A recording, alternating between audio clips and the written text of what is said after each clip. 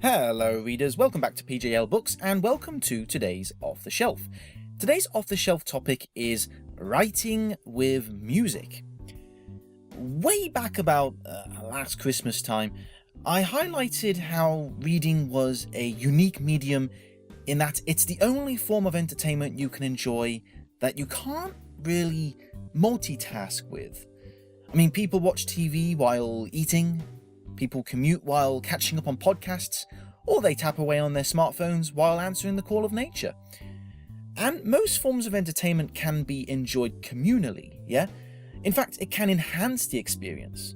Watching a stand-up comedy DVD alone is one thing, but with friends, it's a hoot.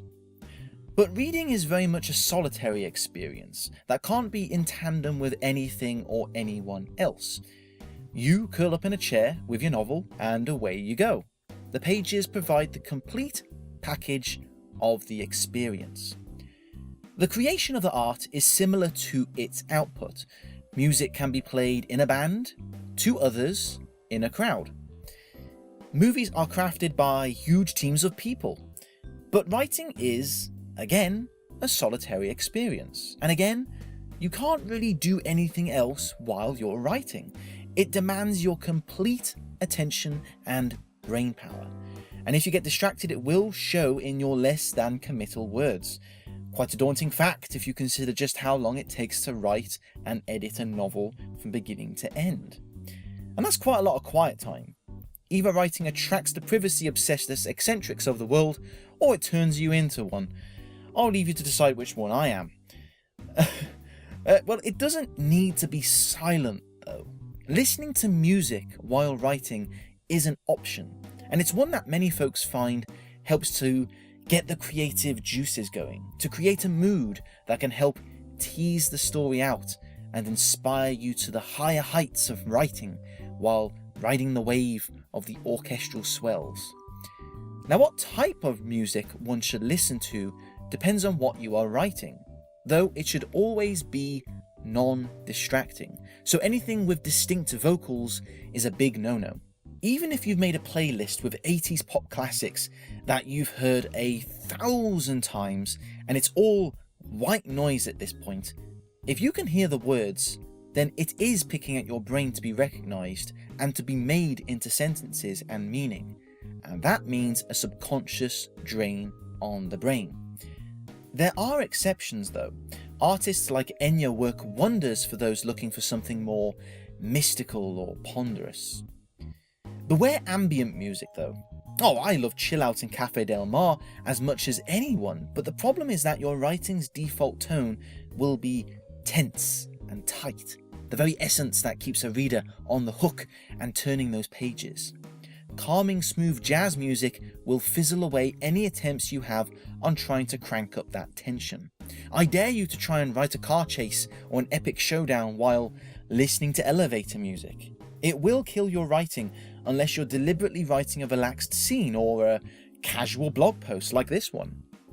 Movie soundtracks are a great place to start, especially if the movie is similar in style and mood to your writing project.